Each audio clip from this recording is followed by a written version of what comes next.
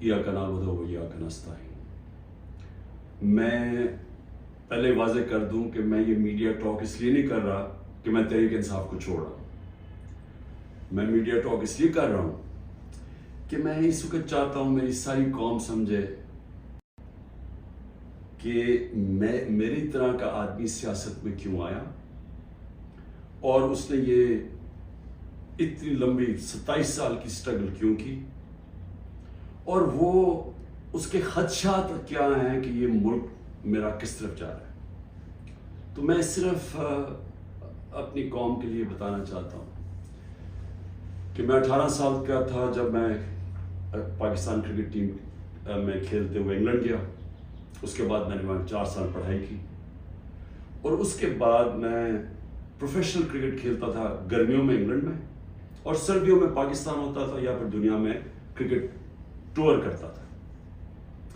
تو اس ٹائم پہ میں جو برطانیہ کا سارا سسٹم تھا وہ میں پوری طرح سمجھ گیا۔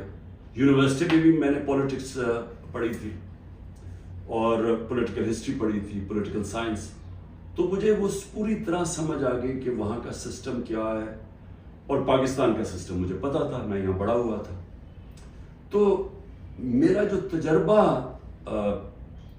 جو اس دوران جو میں نے وہاں ان کے سسٹم کو اندر سے دیکھا، یہ بہت بڑی وجہ میری پولیٹکس میں آنے کی وہ تھی۔ تو میں نے کیا دیکھا؟ میں نے یہ دیکھا کہ اس ملک کی جو سب سے بڑی خوبی یہ تھی کہ وہاں قانون کی حکمرانی تھی، انصاف تھا، رول آف لا تھا، اور میرا سارا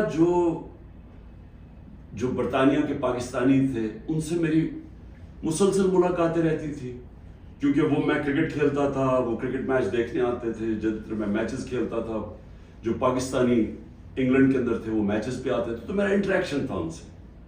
تو میں جو اوورسیز پاکستانی برطانیہ میں خاص طور پہ ان سے پھر میرا بڑا قریب انٹریکشن رہا۔ تو میں اب آپ کو بتانا چاہتا ہوں کہ فائدہ کیا ہوتا ہے جب ایک ملک میں قانون کی حکمرانی ہوتی ہے، انصاف ہوتا ہے۔ وہ شروع ان کی کہانیاں یہ تھیں کہ وہ مزدوری کرنے جاتے تھے، کیونکہ برطانیہ میں مزدوروں کی کمی تھی، تو انہوں نے زیادہ مزدور دنیا میں سے اور ملکوں سے بھی بلائے، جس میں سے پاکستانی بھی گئے، مزدوری شروع کرتے تھے، کیونکہ وہ ایک ایسا ملک جدھر انصاف کا نظام تھا، لیول پلینگ فیلڈ تھی، ان کو وہ پیسہ کماتے تھے، وہ پھر اس پیسے سے چھوٹی سی دکان کھول لیتے تھے، وہ کرتے کرتے وہ معاشرہ ان کو موقع دیتا تھا اوپر آنے کا۔ اور وہ کیوں دیتا تھا؟ کیونکہ جب ایک معاشرے کے اندر انصاف ہوتا ہے وہ آپ کے حقوق کی حفاظت کرتا ہے۔ مطلب یہ ہوتا ہے کہ اگر آپ اپنے ٹیکس دیں، آپ قانون کے بیچ میں رہیں، وہ ملک آپ کو آزاد کر دیتا ہے، آپ جو مرضی کریں، کوئی آپ کو پوچھتا نہیں ہے، کوئی رات کو پولیس نہیں آپ کے گھروں میں گھس جاتی، کوئی رشوت آپ سے نہیں مانگتا، کوئی آپ نے اپنا کام کروانا ہے، پاسپورٹ بنوانا ہے، آئی ڈی کارڈ بنوانا ہے، آپ کو کوئی پیسے نہیں دینے پڑتے آفیسز میں جس طرح رولتے ہیں بیچارے ہمارے لوگ۔ وہاں کوئی تھانے کچہری کی پولیٹکس نہیں ہے کہ بیچارہ غریب آدمی کبھی تھانے میں رول رہا ہے، کبھی کچہریوں میں رول رہا ہے، کبھی پٹواری سے رول رہا ہے، زمینوں پہ قبضے ہو رہے ہیں، اور سارا وقت ان بیچاروں کو سفارشیں چاہیے تھی۔ اس ملک کے اندر سب سے زیادہ جو پولیٹکس میں جو ہمارے ایم این ایز اور ایم پیز ہو، ان کا سب سے زیادہ کام کیا ہوتا ہے؟ لوگوں کی سفارش جا کے گورنمنٹ آفیسز میں جائے۔ وہاں کیوں نہیں ہوتا؟ کیونکہ وہاں انصاف ہے۔ یہ سمجھنا ہے پاکستانیوں آپ نے، انصاف انسانوں کو آزاد کرتا ہے حقوق دے کے، انصاف آپ کو طاقتور سے تحفظ دیتا ہے۔ کوئی بھی آفیشل بیٹھا ہو سرکاری آفس میں، اس کی مجال نہیں ہے آپ کو ذلیل کرنے کی وہاں، کیونکہ وہاں انصاف کا نظام ہے، وہ عدالت میں جا سکتا ہے۔ کوئی اس کی مجال نہیں رشوت مانگنے کی، کیونکہ وہ اس کو عدالت میں جا کے کہہ سکتا ہے اس نے مجھ سے رشوت مانگی۔ کمزور کو طاقتور سے انصاف تحفظ دیتا ہے، اس طرح لوگ آزاد ہوتے ہیں۔ تو وہی پاکستانیوں کو میں نے آہستہ آہستہ دیکھا اوپر آتے ہوئے، ان کے بچے گورنمنٹ سکولوں میں گئے، مفت پڑھے، ان کے بچوں کو اعلیٰ تعلیم ملی، ان کو میں نے دیکھا وہ اور آگے پڑھے، وہ ڈاکٹرز بنے، مزدوروں کے بچے۔ اور سوائے کئی علاقوں میں جو تھوڑی ریسزم تھی، عموماً یہ دیکھا کہ جو وہاں مزدور بھی گئے ان کو دیکھتے دیکھتے بچے آگے بڑھتے گئے، بزنس شروع کی انہوں نے، بڑے کام کیے. لیکن جو بھی یہاں پاکستانی جاتے تھے، جو مجھے ابھی بھی یاد ہے، وہ سارا وقت ترستے تھے کہ میں نے ایک دن پاکستان جانا ہے. وہ پاکستانی میوزک سنتے تھے، پاکستانی فلمیں دیکھتے تھے، کرکٹ میچ دیکھتے تھے، سارا وقت یاد کرتے تھے پاکستان کہ جیسے ہی ہم نے پیسہ کما لیا ہم پاکستان جائیں گے. اب ان کے بچے وہاں پڑھ جاتے تھے، بڑے ہو جاتے تھے. جب بچے تھوڑے بڑھ جاتے تھے، بڑے ہوتے تھے، وہ پھر آپ پاکستان آنے کی کوشش کرتے تھے. اب میں آپ کو بتاتا ہوں کہ کیوں ہم آگے نہیں بڑھ رہے. وہ آتے تھے پاکستان، ان کے بچے جب پاکستان میں بزنس کام شروع کرتے تھے ان سے کام ہی نہیں ہوتا تھا. وہ عادی تھے کہ وہ سسٹم میں جائیں، وہاں سسٹم کام کرتا ہے، کام ہو، وہاں آپ کا جائز کام ہو، آپ کو کوئی پیسے نہیں دینے پڑتے، آپ کو فوری کام ہو جاتا ہے، کوئی رکاوٹیں نہیں ہیں. آپ بزنس کھولنا چاہیں، آپ محنت کریں، آپ وہ بزنس کامیاب ہو سکتی ہے. نفع نقصان ہوتا ہے لیکن کوئی رشوت نہیں مانگتا، کوئی آپ سے آ کے انسپیکٹر نہیں آتا، کوئی یعنی سرکاری آفیشل آپ کو تنگ نہیں کر سکتے. یہاں کی ان کو مشکل پڑ گئی. وہ تھوڑی دیر آتے تھے، کوشش کرتے تھے، تھوڑی دیر کے بعد ملک سے باہر واپس رہ ہی نہیں سکتے تھے. کرپٹ نظام میں ایک وہ نظام جدھر انصاف نہیں ہے، وہ نہیں گزارا کر سکتے تھے. وہ بیچارے ماں باپ واپس چلے جاتے تھے انگلینڈ. کئیوں کو میں جانتا ہوں، انہوں نے پیسہ اکٹھا کیا، محنت کی، 15-20 سال سرمایہ کاری، اتنا سرمایہ اکٹھا کر کے پاکستان آ کے بزنس کھولی. وہ اس نظام میں ان کی بزنس نہیں چلتی تھی. یہاں رشوتیں دینی پڑتی تھی، یہاں ہر سسٹم میرٹ کو اجازت نہیں دیتا آگے بڑھنے کے لیے، کیونکہ انصاف کے لیے.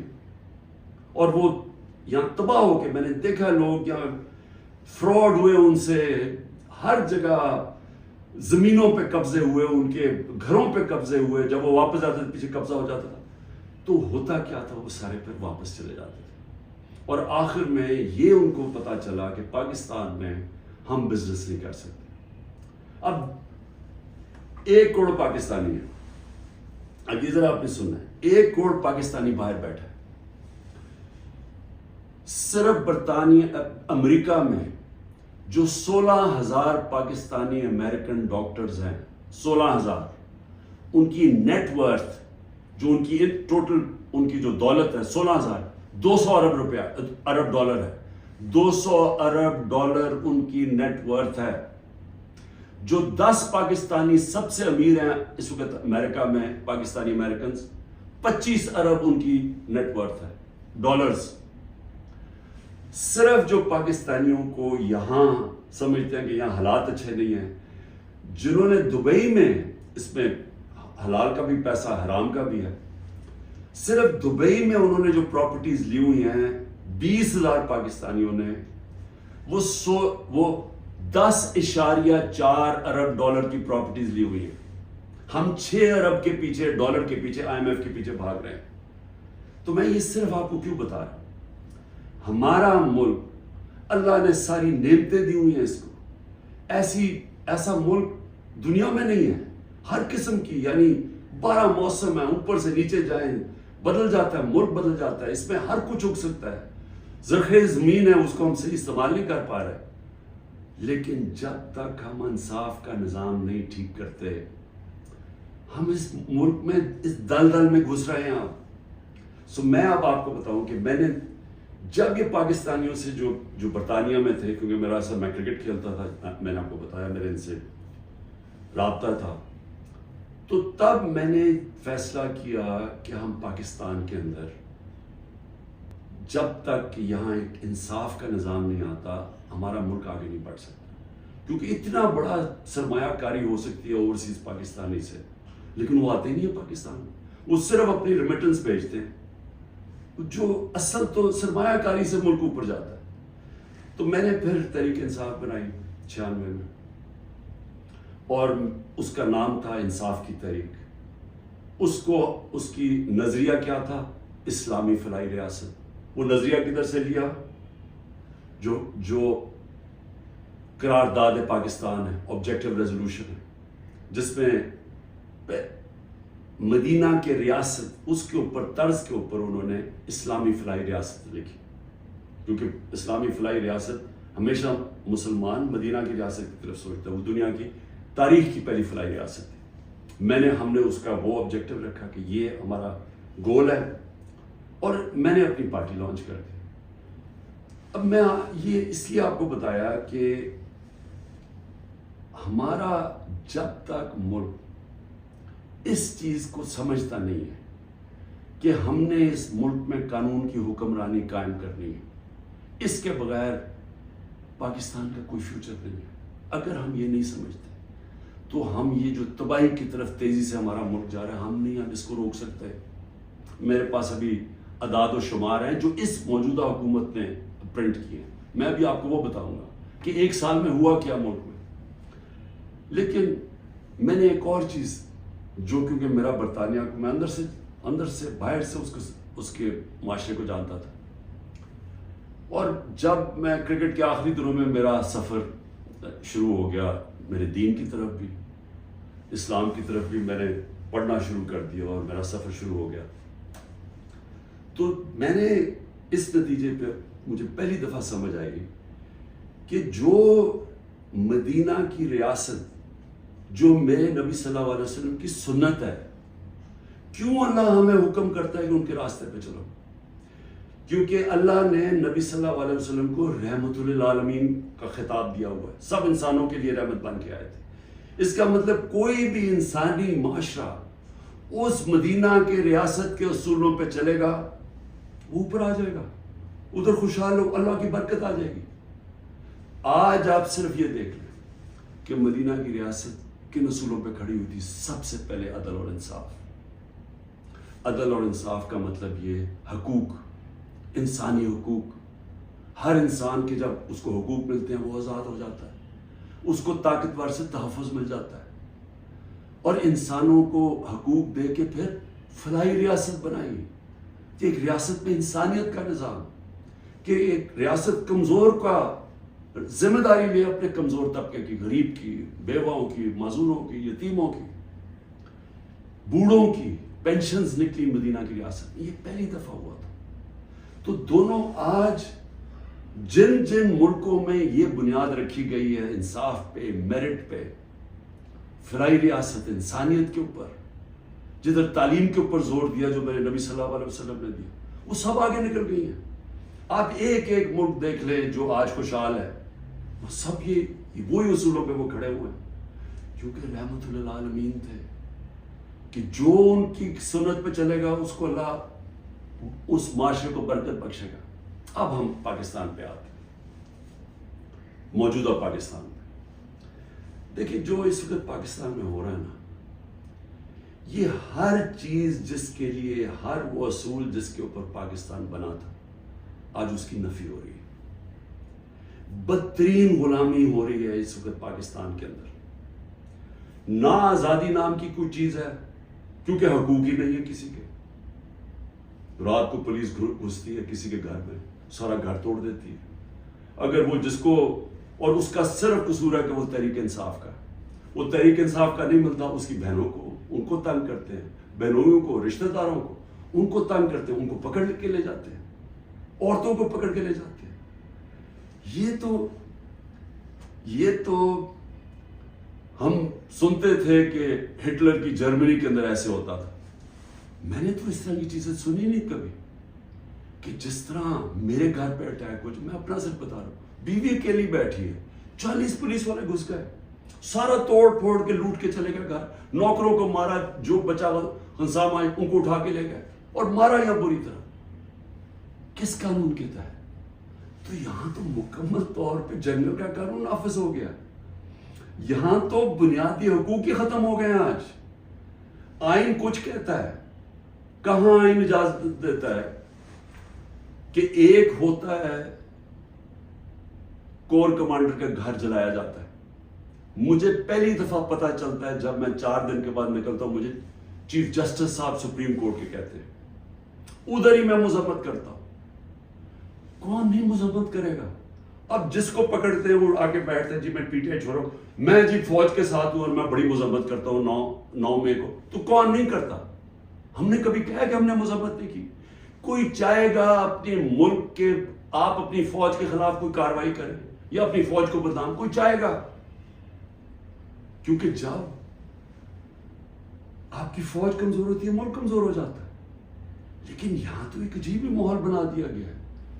وہ کور کمانڈر کا انویسٹیگیٹ کیے بغیر, یہ پتہ ہی نہیں ابھی تک کہ کس نے کیا کیا, اس کے انویسٹیگیٹ کیے بغیر پورا پاکستان میں تحریک انصاف کے اوپر کریک ڈاؤن ہو گیا.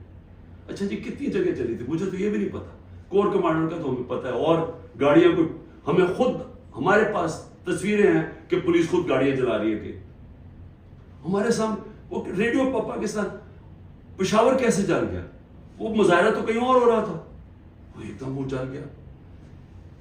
کوئی تحقیقات کیے بغیر اس کا بہانہ لے کے, جس طرح ہٹلر نے اپنے مخالفین کمیونسٹ کو ختم کیا تھا 1933 میں جرمنی میں, جس طرح سہارتو نے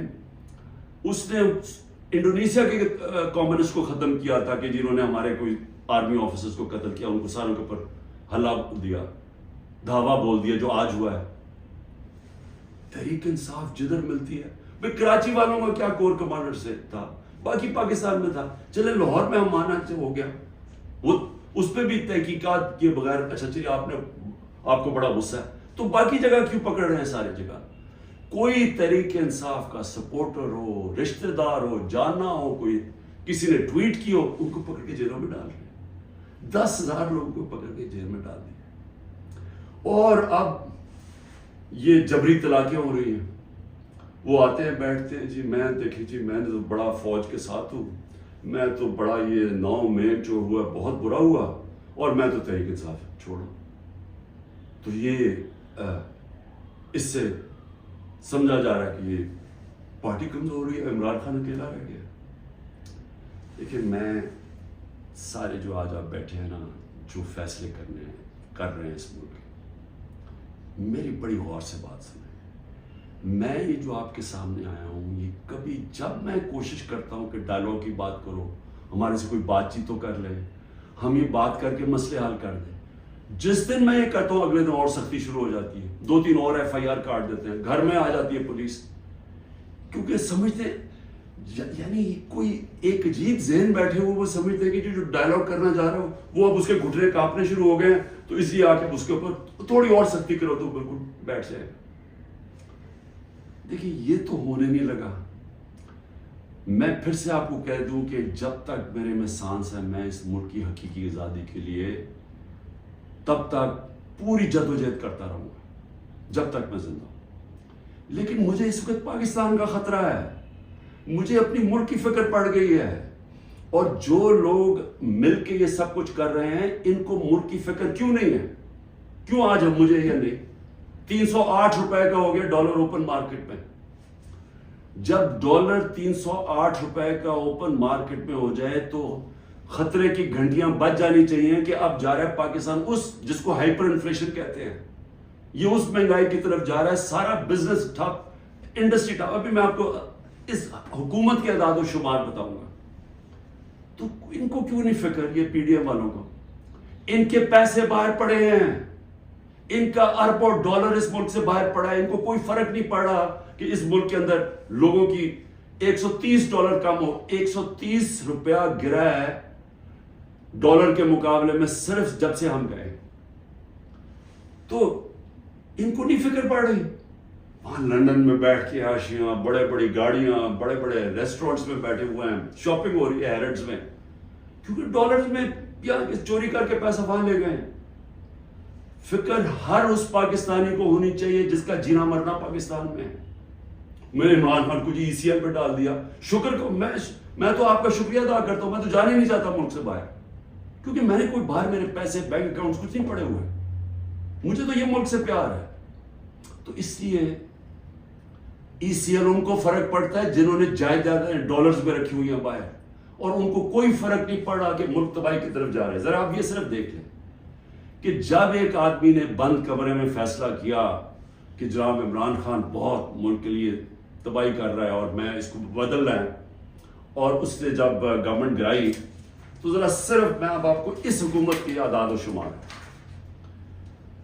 ہمارے پاس جو فورن ایکسچینج ریزروز تھے, یاد رکھیں روپیہ مضبوط رہتا ہے جب آپ کے ریزروز اوپر ہو. 16.2 ارب ڈالر, آج وہ ہیں 4.5 ارب ڈالر. منفی 72% ہمارا فورن ایکسچینج گرا.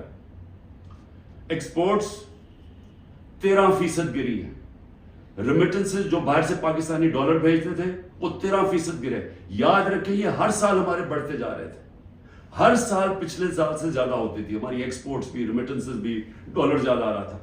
اب جب سے یہ آئے ہیں 13% دونوں نیچے چلی گئی ہے بجائے اوپر جانے کے. اس کا مطلب ڈالر کم آ رہے ہیں پاکستان میں, قرضے بڑھتے جا رہے ہیں, ڈالر کم آ رہے ہیں اور ہم نے قسطیں بھی دے دی. ٹیکسٹائل ایکسپورٹس جو ہماری سب سے بڑی ایکسپورٹ ہے منفی 14% گر چکی ہے. انٹرسٹ ریٹ, اب بزنس کام کون کرے گا؟ ہم جب تھے 9.8 تھا, آج 21% ہے ہمارا سود. ہمارا جو ایکسچینج ریٹ ہے آفیشل 180 کر لیں ہمارا تھا, جب ہم گئے 180 روپے ڈالر تھا. آج 287 روپے ڈالر آفیشل ریٹ ہے اور 308 پہ پہنچ گیا ہے اوپن مارکیٹ میں. مہنگائی کے اوپر بڑا شور مچا تھا. 12.7% تھی ہماری کنزیومر پرائس انڈیکس. مہنگائی کی دو ہوتی ہیں قسمیں. ایک جس کو کہتے ہیں کنزیومر پرائس انڈیکس جو سی پی آئی ہوتی ہے, وہ 12.7 تھی. آج 36.4% ہے. پاکستان کی تاریخ کی سب سے بڑی مہنگائی. لیکن اس سے زیادہ خطرناک جو سینسٹیو پرائس انڈیکس ہے وہ 14.2 ہمارے دور میں تھی. آج وہ پاکستان میں 42.1% ہے. پٹرول, یاد رکھیں ہمارے دور میں پٹرول 110 سے 115 لیٹر 110 سے 115 ڈالر پہ بیرل گئی تھی. آج وہ 70-80 کے بیچ میں ہے, یعنی ادھر سے آ کے. ہمارے دور میں 150 روپے لیٹر پیٹرول تھا, 145 روپے لیٹر ڈیزل تھا. آج ڈیزل پہنچ گیا 260 روپے اور پیٹرول پہنچ گیا 270 روپے. جب پیٹرول مارکیٹ میں نیچے, انٹرنیشنل تیل نیچے چلا گیا تو یہ آپ ذرا دیکھیں تقریباً 100 روپے اوپر گیا. آٹا جو ہر آدمی کو افیکٹ کرتا ہے, ہمارے دور میں 55 روپے تھا کے جی, آج وہ پہنچ گیا 136 روپے کے جی. 130% کا اضافہ ہوا اس میں, اور یہ عام آدمی کو سب سے زیادہ تکلیف دے رہی ہے. چاول 103 روپے کے جی تھا, آج 202 روپے کے جی ہے. 95% ہمارا چاول کی قیمت بڑھی ہے. یہ بھی عام آدمی کا. گھی, انٹرنیشنل مارکیٹ میں جو پام آئل ہم امپورٹ کرتے ہیں وہ آدھا ہو گیا ہے. آج ہمارے دور میں 468 روپے کے جی تھا, آج 603 روپے کے جی ہے, جبکہ آدھا ہو گیا انٹرنیشنل مارکیٹ میں. اور دودھ 117 روپے لیٹر تھا, آج 170 روپے لیٹر. میں اور بھی آپ کو بتا دوں کہ جس سے آپ کی دولت میں اضافہ ہوتا ہے, ہماری جو گروتھ ریٹ تھی, یعنی جس ریٹ پہ ہماری دولت میں اضافہ ہو رہا تھا, جس کو جی ڈی پی کہتے ہیں, جی ڈی پی میں اضافہ, وہ 6.1% تھی. آج وہ چلی گئی ہے منفی 0.2%. 0.2% پہ چلی گئی. انڈسٹریز, ہماری اوور آل انڈسٹری 6.8% پہ بڑھ رہی تھی, آج وہ -2.9% پہ چلی گئی. یعنی جس سے آپ کے ملک میں دولت بنتی ہے, جس سے آپ ٹیکسز بڑھتے ہیں, جس سے آپ روزگار دیتے ہیں, وہ انڈسٹری جو زیادہ تر انڈسٹریز وہ -2.9 پہ پہنچ گئی ہیں. اور جو لارج اسکیل مینوفیکچرنگ ہے جس سے سب سے زیادہ دولت میں اضافہ ہوتا ہے, وہ ہمارے دور میں 11.9% پہ بڑھ رہی تھی, وہ آج منفی 7.9% پہ چلی گئی, تقریباً 8% منفی پہ چلی گئی. جو کنسٹرکشن ہے جس سے سب سے زیادہ نوکریاں ملتی ہیں, وہ 1.9% پہ بڑھ رہا تھا ہمارے دور پہ, آج وہ -5.5% پہ چلی گئی. اور پھر کاٹن, کیونکہ ہمارا سب سے زیادہ جو کپڑا بناتے ہیں ہم, اس سے ہمارا اضافہ بھی ہوتا ہے, نوکریاں بھی ملتی ہیں, ایکسپورٹس بھی بڑھتی ہیں, وہ 9.2% پہ بڑھ رہی تھی, آج وہ -23% پہ پہنچ گئی ہے, یعنی کہ بند ہو رہی ہے انڈسٹری. میں یہ آپ کو یہ صرف فگر اس لیے دے رہا ہوں اور جو بھی ہمارے اس ملک میں فیصلے کر رہے ہیں، میں اس لیے آپ کو کہہ رہا ہوں کہ یہ ملک تباہی کی طرف جا رہا ہے. ان کے پاس کوئی روڈ میپ نہیں ہے. جتنا ٹائم دے رہے ہیں یہ ملک نیچے جاتا جا رہا ہے. جن لوگوں کے پاس ڈالرز میں باہر پیسے نہیں رکھے ہوئے ان سب کے لیے تباہی آئی ہوئی ہے. سارا تنخواہ دار طبقہ آج تکلیف میں ہے. جس کے پاس سیلریز ہیں ان کا اگر 100 روپیہ سال پہلے اگر 100 روپیہ چیزیں خریدا تھا وہ 50 روپے رہ گئے. تو یہ تو ایک عذاب آنے والا ہے. اور ابھی یہ جو روپیہ گر رہا ہے کیونکہ ان کے پاس جب آپ کیسے آپ نے قرضے دینے آپ اگلے مہینے قرضوں کی قسطیں دینی ہے. جب آپ کی دولت میں اضافہ نہیں ہو رہا، جب ڈالرز ہی نہیں بڑھ رہا ہے، جب آپ کی انڈسٹری بند ہو رہی ہے، جب آج کسانوں کے پاس وہ پیسہ ہی نہیں رہا کیونکہ وہ اتنی مہنگائی ہو گئی ہے کہ اس کے پاس پیسہ نہیں بچتا اپنی زمین پہ لگانے کے لیے، تو وہ اس کی ظاہر ہے اس کی پیداوار گرنی شروع ہو جائے گی. تو ہم نے کدھر سے قرضے واپس کرنے؟ ہم آج پاکستان میں ہمیں یہ سمجھنا چاہیے کہ ہم اگر اس وقت اس کو ہم ٹھیک نہیں کرتے یہ سب کے ہاتھ سے نکلنے والی ہے. دیکھیں معاشرہ کنٹرول سے باہر بھی نکل جاتا ہے. سری لنکا میں اس سے کم حالات تھے جبکہ لوگ سڑکوں کے اوپر آ گئے. ابھی تک لوگ سڑکوں پہ کیوں نہیں آ رہے؟ کیونکہ انہوں نے الیکشن پہ کی امید لگائی ہوئی ہے کہ ہم جو ہمارے سے ہوا ہے وہ اندر گھروں میں بیٹھ کے تپے ہوئے ہیں کہ جب الیکشن آئے گا تو ہم ان کو سبق سکھائیں گے. تو یہاں تو الیکشن کروانے کا کوئی پلان ہی نہیں ہے. یہاں تو الیکشن کا تب پلان ہے جب عمران خان کو کرش کیا جائے گا اور وہ کرش کیا جا رہا ہے. یعنی یہ جو ہمارے اوپر جس طرح کا جبر ہو رہا ہے اور جس طرح کا یہ ظلم ہو رہا ہے تو یہ تو کبھی ہوا ہی نہیں ہے پاکستان میں کسی پارٹی سے. اور یہ اس کے پیچھے یہ سوچ ہے کہ جب یہ کرش ہو جائے گی پارٹی تب ہم الیکشن کروا دیں گے.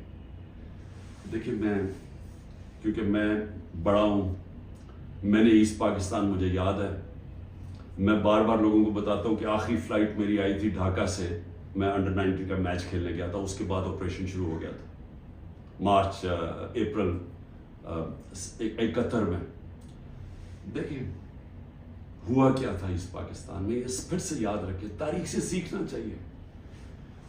ذوالفقار علی بھٹو نے 81 سیٹیں جیتی پاکستان میں 138 میں سے، اور کہا تھا ذوالفقار علی بھٹو کا انقلاب آ گیا تھا، اور واقعی انقلاب تھا، روٹی کپڑا مکان کا انقلاب آیا تھا. لیکن 138 میں سے ذوالفقار علی بھٹو نے 81 سیٹیں جیتی. اور اس نے جو نعرہ تھا کہ میں پہلی دفعہ عوام کا نام لیا. پہلے تو عوام کا نام ہمیں پتہ نہیں عوام کیا ہوتی ہے کیونکہ پہلے تو اور قسم کی سیاست تھی. تو اس نے ایک ذہنوں میں انقلاب لے کے پہلی دفعہ عوام کی بات کی. لیکن مجیب الرحمان 162 سیٹیں تھی ایسٹ پاکستان میں، اس نے 160 جیتی، صرف 2 سیٹیں ہاری اس نے. تو وہ کیا کہہ رہا تھا؟ وہ انصاف کہہ رہا تھا کہ ہمارے سے انصاف نہیں ہو رہا، ہمارے حقوق نہیں مل رہے، ایسٹ پاکستان کو کالونی کی طرح رکھا جا رہا ہے، ہمیں سیکنڈ کلاس شہریوں کی طرح رکھا جا رہا ہے. اور وہ انصاف مانگ رہا تھا، حقوق مانگ رہا تھا، وہ آزادی نہیں مانگ رہا تھا. جب ہم نے آپریشن شروع کیا تو وہ پھر حقوق سے آزادی کی طرف چلا گیا. وہ بات کرنے کے لیے بھی تیار تھا. اور مجھے ابھی بھی یاد ہے جب ہمارا ملک ٹوٹا تھا، میں انگلینڈ میں تھا، پڑھ رہا تھا، تو جو دھچکا ہم سب کو لگا تھا، یعنی ہم ہل کے رہ گئے تھے. پھر لوگوں نے اپنے دل بلائے، نہیں جی ایسٹ پاکستان تو بڑا غریب ملک تھا، ہمارے اوپر بوجھ تھا، وہاں سائیکلون آتا تھا تو ہمیں ان کو پیسے دینے پڑتے تھے، اس طرح کی باتیں کی. آج بنگلہ دیش ہمارے سے آگے نکل گیا ہے. اور میں آج آپ کو یہ بتا دوں کہ یہ جو ایسٹ پاکستان سے سبق سیکھنا ہے وہ یہ کہ جب ایک قوم آزادی کا فیصلہ کر لے اور اپنے حقوق کے لیے، حقوق کا ہوتا کیا ہے؟ آپ کو انصاف ملتا ہے، انصاف آپ کو حقوق دیتے ہیں، حقوق آپ کو طاقتور سے کمزور کی تحفظ دیتا ہے. جب تحفظ ملتا ہے وہ آزاد ہو جاتا ہے، اس کو لیول پلینگ فیلڈ مل جاتی ہے، اس ملک میں خوشحالی آ جاتی ہے. کیونکہ وہ پھر زیادہ تر بڑی بزنسز تو نہیں ہیں پاکستان میں، جو میں بتا رہا ہوں اوورسیز پاکستانی کیوں نہیں آتا، وہ زیادہ تر چھوٹی بزنسز ہیں.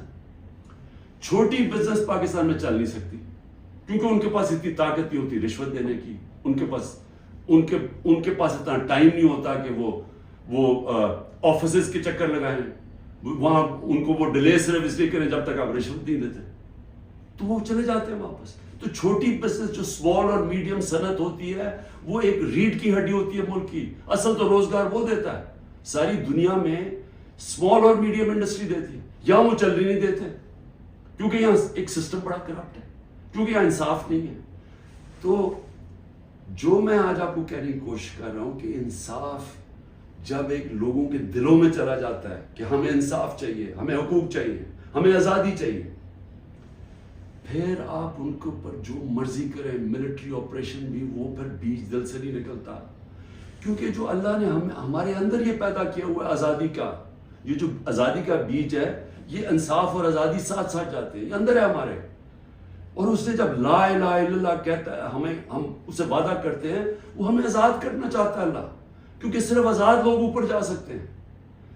تو جب لوگوں کا دل میں آزادی کا جذبہ آ جاتا ہے، وہ پھر یہ جبری طلاقوں سے، یہ پکڑ دکڑ کر کے، یہ مار پیٹ کے، یہ خوف کر کے، اس سے یہ جاتا نہیں ہے، پھر یہ نفرتیں بڑھ جاتی ہیں، یہ اور زیادہ غصہ بڑھ جاتا ہے، یہ کہیں جانے نہیں لگا۔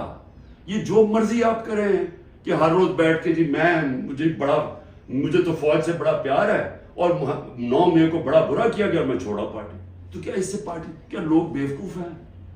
کیا لوگوں کو نہیں سمجھ آ رہی کیا ہو رہا ہے؟ تو میں آخر میں یہ کہنا چاہتا ہوں، دیکھیں یہ پاکستان کی اس وقت جنگ ہے، یہ تحریک انصاف کو ختم کرتے کرتے پاکستان کو تباہ نہ کریں۔ یہ اگر اس وقت ہم نے سٹیپس نہ لیے، قدم نہ اٹھایا، یہ ادھر چلا جائے گا، کوئی بھی نہیں کچھ کر سکے گا۔ سارا تنخواہ دار طبقہ تھوڑی دیر میں کھڑا ہو جائے گا، جب ان کے گھر میں چولہے نہیں ڈلیں گے، جب ان کی دیکھتے جائیں گے کہ ان کے پیسے کو خریدار کم ہوتی جا رہی ہے، جب وہاں عورتیں ہیں، ان کو پتا ہے کہ جو کچن چلاتی ہیں کہ کیا ہو رہا ہے آج ان کے ساتھ۔ وہ میں نے آپ کو بتایا سینسٹیو پرائس انڈیکس جو کہ کھانے پینے کی چیزوں کا ہے، وہ 42% پہ ہے۔ تو جب یہ حالات ایسے ہو جائیں پھر ایک معاشرہ پھٹ جاتا ہے۔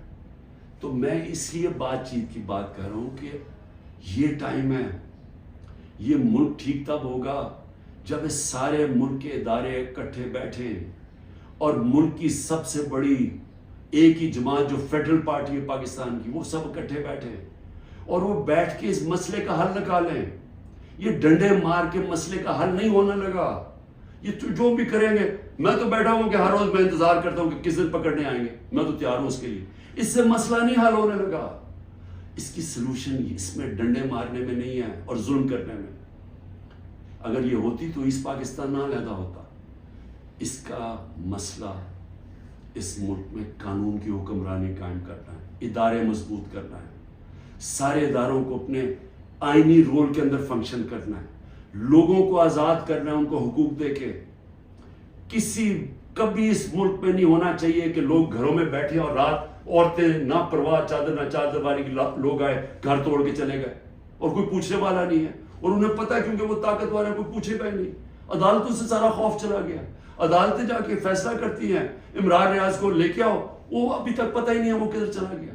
اور جس طرح کے تشدد کی میں نے کہانیاں سنی ہیں کہ جو باہر نکلتے ہیں، کئی لوگوں کو، سب کو نہیں کیا، کئیوں کو تو برے حالات میں رکھا ہے کہ اتنے چھوٹے سے دڑبوں کے اندر لوگوں کو بند کیا ہوا ہے، لیکن کئیوں پہ تشدد کیا۔ تو میں یہ سوال پوچھتا ہوں کہ ہماری جب عدلیہ کی بات، ان کی ورڈکٹ ہی مانے جائیں گے، عدلیہ کہتی ہے الیکشن کرواؤ، آئین کے مطابق وہ الیکشن ہی گورنمنٹ کرواتی، تو یہ ملک تو تباہ کی طرف چلا گیا نا، بنانا ریپبلک بن گیا۔ یہ ملک تو وہ جنگل کا قانون آ گیا آج پاکستان میں۔ تو میں اس کی آخر میں اپیل کرتا ہوں کہ بات چیت کرنی چاہیے فوری طور پہ۔ جو یہ کیا جا رہا ہے یہ کوئی حل نہیں ہے، اور اس کو یہ نہ سمجھیں کہ عمران خان کی کمزوری ہے، کیونکہ جب میں یہ بات چیت کی بات کرتا ہوں اور سختی آ جاتی ہے، باہر پولیس پہنچ جاتی ہے، وارنٹ نکلاتے ہیں، یہ مجھے اس سے کوئی فرق نہیں پڑتا۔ مجھے اپنی ملک کی اس وقت فکر پڑی ہوئی ہے، اور آپ سب کو بھی فکر ہونی چاہیے کہ یہ جو میں نے آپ کو بتایا ہے، آج اگر 308 روپے کا اوپن مارکیٹ میں ڈالر مل رہا ہے تو سمجھ جائیں کہ پاکستان ادھر اب پہنچ جائے گا جدھر سارے لوگوں نے ڈالر خریدنا ہے، کسی نے سرمایہ کاری نہیں کرنی۔ باہر سے اوورسیز پاکستانی ریمیٹنسز انہوں نے لیگل چینل سے نہیں بھیجنا کیونکہ اتنا فرق پڑ گیا اوپن مارکیٹ اور آفیشیل ریٹ کے اندر. تو یہ تو ملک تو جا رہا ہے نیچے. تو اس لیے میں پھر آخر میں اپنی ساری قوم کو کہتا ہوں کہ آپ سب صبر کریں, اپنی پارٹی کو کہتا ہوں صبر کریں. یہ جو کیا جا رہا ہے آپ سے کہ کن پٹی پہ بندوق رکھ کے جی میں پی ٹی آئی چھوڑ رہا ہوں, کوئی فکر نہ کریں, کبھی کوئی پارٹی سے نہیں ختم ہوگی. پارٹی تو ختم ہوتی ہے جب نظریہ ختم ہو جاتا ہے. آج آپ کے سامنے پی ڈی ایم کی جماعتیں ہیں, پوری اسٹیبلشمنٹ کی مدد کر رہی ہے, الیکشن کمیشن ان کے ساتھ ملی ہوئی ہے, انتظامیہ ساری ان کے ساتھ ملی ہوئی ہے. کیوں یہ الیکشن سے ڈر رہے ہیں؟ سارا تو آپ کے پاس امپائرنگ بھی اپنے ہیں, پھر بھی ڈر رہے ہیں کہ جی عمران خان کو پہلے ختم کرو پھر الیکشن لڑیں گے, کیونکہ ان کا ووٹ بینک ختم ہو گیا ہے. پی ٹی آئی کا ووٹ بینک بڑھتا جا رہا ہے. جتنا یہ ظلم کر رہے ہیں اور زیادہ پبلک ہمارے ساتھ کھڑی ہو رہی ہے, اور انشاءاللہ جب بھی الیکشن ہوگا آپ کے سامنے آ جائے گا رزلٹ. شکریہ.